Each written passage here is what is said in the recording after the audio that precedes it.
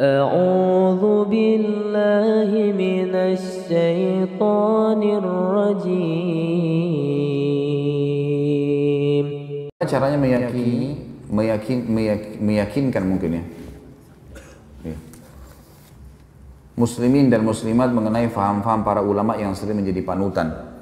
Yang mana harus kami benarkan dan harus menjadikan panutan kami.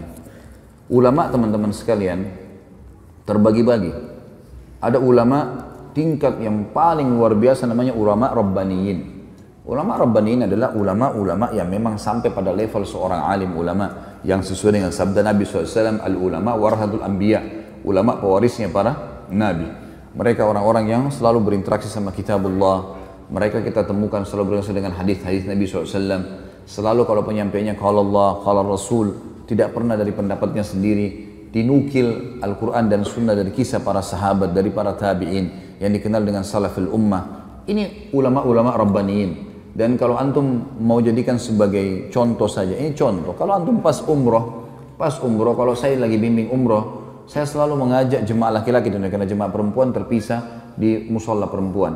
Itu kalau lagi di Masjid Nabawi atau di Masjid Haram Mekah, saya sering ajak kalau bertepatan lagi sholat sama saya karena jemaah memiliki bebas jadwal untuk sholat masing-masing, maka yang sama saya dudukin habis subuh atau habis maghrib. Saya terjemahkan hari ini di masjid ini, hari ini di syekh ini, besok di syekh sana gitu. Ini syekh, ini pak ya yang dikatakan oleh syekhnya, hukum ini macam-macam. Selalu perkataannya Allah, qala Rasul. Allah berfirman, Rasulullah bersabda. Tidak pernah ada ini pendapat saya, ini pendapat guru saya, gitu kan. Setelah itu teman-teman sekalian saya terjemahkan mereka, saya tanya, Pak, bagaimana pendapatnya?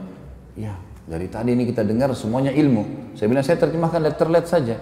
Dan ini yang banyak divonis di Indonesia dengan istilah Wahabi. Gitu. Ini Wahabi nih. Apa itu Wahabi? Nggak ngerti. Pokoknya Wahabi suka kafirkan orang. Dari mana Wahabi kafirkan orang? Saya tidak pernah mendengar dengan telinga saya ini teman-teman sekalian. 7 tahun di Madinah ada guru kami mengatakan si fulan kafir, si fulan kafir. Nggak pernah saya dengarin itu.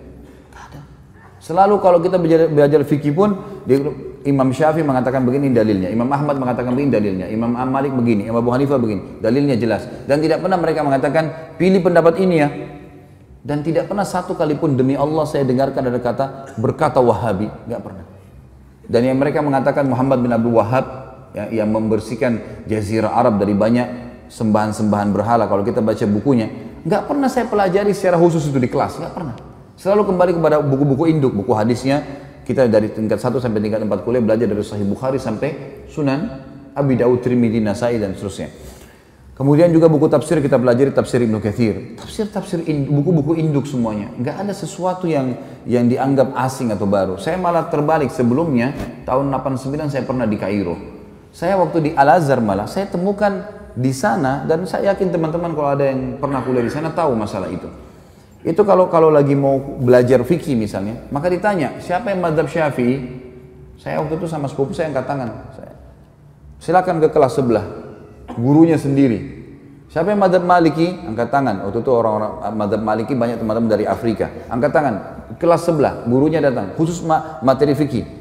Siapa yang mazhab Hanafi? Teman-teman dari Turki datang, pindah ke sana. Siapa yang mazhab Hambali? Oh, teman-teman dari Timur Tengah, banyak datang di situ. Jadi saya ini tidak pernah tahu Imam Malik, Imam Abu Hanifah, Imam Ahmad bilang apa. Yang saya tahu adalah Syafi'iyah. Bas, tidak ada yang tahu. Di Madinah beda sekali. Beda sekali. Dan waktu saya masih sekolah waktu itu, tentu saya tidak berbicara sekarang ya. Saya bicara di masa saya. Mudah-mudahan sekarang jadi lebih baik. Kalau saya waktu sekolah di Mesir dulu itu saya duduk di kelas. Di sebelah saya ada satu orang Komores ya, dari Afrika. Sebelah saya lagi sepupu saya. Ya, dari Makassar sama-sama dengan saya berangkat, anak paman saya. Satu kelas ini ada 47 orang. Nggak pernah kami ketemu kecuali di waktu tertentu. Nah, di waktu tertentu, kadang-kadang cuma ada beberapa anak Turki datang atau beberapa anak Afrika lain datang. Tapi saya nggak pernah kenal wajahnya. Begitu hari ujian, baru kita kenal wajahnya nih. Penuh. Pada saat itu tuh kampusnya penuh. Kemudian pada saat itu juga semuanya pada hadir. Saya tanya, siapa kamu? Saya fulan. Di kelas mana? Kelas ini. Loh, saya juga di kelas itu. Kok nggak pernah saya lihat? Dia bilang kami cuma datang waktu ujian saja. Jadi sepanjang tahun itu kerjanya ya cuma duduk-duduk saja di situ, gitu kan? Pergi ke bioskop, pergi kemana-mana, hiburan. Karena Kairo sama dengan Jakarta. Tidak ada bedanya gitu kan. Kehidupan di sana ya kehidupan begitu, bebas gitu. Jadi saya melihat beda sekali antara kondisi yang ada di Saudi dengan kondisi yang ada di negara-negara Islam yang lain. Dan kita perlu terima fakta teman-teman sekalian. Kalau di Mekah tempat lahirnya Nabi SAW, wahyu turun di sana, gitu kan? 13 tahun fase dakwah di sana, 10 tahun penyempurnaan Al-Quran dan meninggalnya Nabi SAW, dan Nabi masih punya rumah sekarang bisa dilihat, ada masjidnya di Madinah. Kira-kira masuk akal nggak dua kota ini dijadikan sesat oleh Allah? Secara akal nggak mungkin. Dan sampai sekarang saya bilang tadi, lebih baik secara rasional dipraktikin di lapangan, datangi halaqah-halaqah ulama itu dan dengarin dengan hati yang tenang, dengarin apa yang mereka sampaikan. Baru kemudian kita bisa menghakimi seseorang. Karena saya lihat ini di Indonesia banyak sekali isu sekarang selalu dengan Wahabi. Oh, momok yang menakutkan Wahabi. Saya sampai waktu mau pergi ke Madinah, saya ketakutan dengan istilah Wahabi ini. Karena ada beberapa teman-teman ayah saya yang mengatakan, hati-hati di sana, ambil ilmunya tapi jangan jadi Wahabi. Ini ambil ilmunya tapi jangan jadi Wahabi, bagaimana ceritanya? Kan saya lagi belajar di sana. Jadi setiap guru masuk saya lihat, ini Wahabi. Apa yang dia mau sampaikan nih? Ini momok seperti apa? Sembeli lehernya orang, ini kafir, kayak sudah menakutkan. Saya waktu itu ketakutan sendiri. Setelah 6 bulan saya belajar, saya lihat selalu guru datang, qala Allah, qala Rasul. Allah berfirman, Rasulullah bersabda, dinukil dari Ibnu Abbas, dari Ibnu Umar, dari ini. Kisah semuanya berhubungan dengan para sahabat, para tabi'in, generasi emas. A'immah yang 4, imam yang 4 yang terkenal madhabnya. Karena sesuatu yang baru. Dan setiap kali guru-guru keluar habis meneraskan sebuah materi, pasti saya rasa iman saya bertambah. Terus apa nih masalahnya? Kalau ini yang selama yang divonis sebagai Wahabi, ini berarti keliru nih. Ada sesuatu nih. Setelah saya telusurin, ternyata istilahnya keluar dari mulutnya orang-orang Syiah. Sengaja mereka memvonis itu supaya yang paling banyak membongkar kedok mereka, supaya yang mereka mengatakan Quran kurang, mereka mengatakan bahwasanya sahabat kafir. Ini adalah orang-orang yang ada di tempat lahirnya Nabi SAW dan tempat meninggalnya Nabi SAW. Pernahkah kita lihat teman-teman sekalian, pemerintahan Saudi sekarang merusak Masjid Haram dan Masjid Nabawi? Atau mungkin tidak mengurus rumah Nabi SAW, tidak mengurus Masjid Nabi? Terbalik, malah diurus, dirawat. Jemaah haji kalau masuk merasa tentram di sana, ibadah. Tentu saja pemerintahan semua punya kekurangan. Sudah saya sebutkan di sirah kemarin. Ingat teman-teman sekalian, tolok ukur kehidupan adalah masa hidupnya Nabi SAW di Madinah. Kalau di zaman Nabi SAW saja ada orang kafir, ada orang munafik, ada orang maksiat dan ada orang mukmin, di zaman Nabi SAW apalagi kerajaan Saudi, apalagi pemerintahan Indonesia, apalagi semuanya gitu kan. Tetapi saya tetap mengatakan ulama ada di mana-mana, ulama-ulama Rabbani ada di mana-mana. Artinya di Indonesia juga insya Allah mudah-mudahan ada di antara orang-orang yang kita anggap punya kapabilitas dan kapasitas untuk itu. Tentu bukan saya dan bukan antum. Ini ada orang-orang yang sudah sampai pada tingkat yang luar biasa dari ibadah mereka dan juga ilmu mereka. Mereka hafal Quran, mereka hafal sekian banyak hadis. Sampai Imam Ahmad mengatakan tidak akan boleh seseorang menjadi imam madzhab kecuali menghafal 50.000 hadis.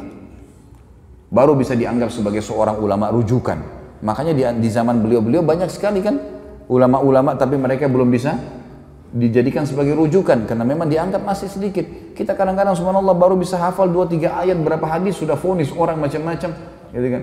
Kemudian ikut-ikutan terbawa arus mengkafirkan si fulan, menyalahkan si fulan. Kadang-kadang kalau diingatkan perbuatan, jangan akhi, ini Nabi SAW tidak pernah lakukan, ini bid'ah. Wah, ini Wahabi ini berarti. Padahal kalau kita ikuti pengajian teman-teman yang divonis Wahabi ini teman-teman, saya sering bahasanya ini di Jakarta. Sebenarnya kami ini yang sedang berdakwah, saya termasuk divonis gitu kan. Tapi biarlah vonisan ini, semoga Allah berikan hidayah. Seperti gini, ini masjid nih. Ini masjid sudah rapi warnanya, temboknya sudah bagus karpetnya. Setiap muslim yang datang, saya sebagai pengurus masjid mengingatkan, Pak, jangan dikotorin masjidnya ya. Jangan diubah catnya, gak usah diganggu AC-nya. Urusan sudah rapi nih. Udah tinggal datang sholat, seperti itulah. Nah teman-teman yang buat bidah ini adalah orang yang seperti masuk masjid, coret sana warnanya, tambah-tambah yang lain lah, ubah-ubah ini, pencet-pencet AC-nya. Makanya diingatkan, jangan, agama sudah sempurna, hanya itu kok. Wah ini Wahabi. Wahabi apa ini gitu. Akhirnya umat ini kayak lari dari dakwah gitu. Gak boleh teman-teman sekalian, akhirnya ini memecahkan umat yang luar biasa, terpecah kemana-mana. Baik. Kalau diingatkan, antum mau dengar, alhamdulillah. Kalau antum merasa diri antum benar, fadhal, jalani. Kalau teman-teman ini misalnya diingatkan, jangan akhi, ini karena tidak pernah Nabi SAW melakukan, Enggak, tapi ini. Fadhal, silakan. Tapi ingat, di muka bumi ini kita seperti orang yang sedang belanja di supermarket. Setiap orang di antara kita boleh pilih produk yang dia mau, tapi lewat kasir. Hati-hati. Kami mengingatkan supaya jangan salah. Karena kalau ada dalil, pasti udah diterima sama Allah. Enggak ada dalil, bimbang, paling tidak ragu, kan gitu. Dan masih tanda tanya, diterima enggak ya? Nah, kenapa harus jerumuskan diri pada hal itu? Orang yang masuk pada perbuatan teman-teman yang minimal syubhat, apa kata Nabi SAW? Halal jelas, haram jelas. Di antaranya ada hal yang samar-samar. Siapa yang menyelamatkan dirinya pada hal samar-samar? Boleh enggak ya? Siapa yang menyelamatkan dirinya dari hal samar-samar, dia telah menyelamatkan kehormatan dirinya dan agamanya. Dan siapa yang menjerumuskan dirinya pada hal yang syubhat, dia telah menjerumuskan dirinya pada yang haram. Seperti pengembala domba yang bawa domba-dombanya di ladang rumput yang rumputnya lebih tinggi dari dombanya, sehingga dia tidak tahu domba mana yang dicuri oleh serigala. Berarti dalam Islam cuma ada halal, ada haram. Syubhat pun masuk di sini. Ragu pun nggak ada dalilnya atau mungkin lemah, ya sudahlah, gitu loh. Ini enggak langsung divonis saja langsung ini. Sekali lagi teman-teman, kalau dianggap ini adalah perbuatan, nggak apa-apa lah, ya sudahlah. Jangan jadikan perpecahan umat, gitu kan? Yang ini perlu diketahui. Ini ulama yang pertama, Rabbani. Ada ulama yang memang ini istilah dari para ulama waratha. Ulama waratha ini orang-orang yang terwariskan istilah ulama pada mereka. Gitu. Tapi orang-orang ini tidak punya kapasitas untuk itu. Saya kasih contoh kayak kita di Indonesia kan, maaf, gelar ustadz, ya. Ini mudah sekali kan. Siapa saja bisa bicara sedikit agama, ustadz. Jadi ini semua divonis. Yang lebih unik lagi adalah, maaf jangan tersinggung. Ini orang di Indonesia sekarang ahli melintir perkataan ini. Ya. Jangan dipelintir lagi. Saya tidak singgung siapapun dan jangan tersinggung. Nggak usah tersinggung. Kalau baik terima, nggak baik nggak usah terima, kan selesai gitu. Gelar haji. Pak Haji ini pulang dari haji 40 hari alim. Dari mana alimnya nih? 40 hari memang di sana belajar, hafal Quran. Kalau kita lihat jemaah haji kita datang ke sana, tinggal di hotel, pergi sholat di masjid, dan kebanyakan nongkrong depan hotel, masih banyak merokok di situ, ngobrol-ngobrol. Pulang tiba-tiba jadi alim, dari mana ini disulap ini? Hah? Bagaimana caranya bisa tiba-tiba berubah ini? Dan kita vonis, oh ini berarti seorang alim. Yang banyak terjadi di Indonesia, dan ini kita sayangkan sekali. Kalau khatib tidak hadir, baik silakan Pak Haji gantikan. Tentu semua Pak Haji silakan, tidak ada yang larang, asal dia punya kapasitas ilmu silakan. Tapi dia naik bicara. Banyak orang di Indonesia terjadi fakta. Ya. Kemudian dia turun dari mimbar, dia tidak mau lagi mengatakan tidak tahu. Semua tahu.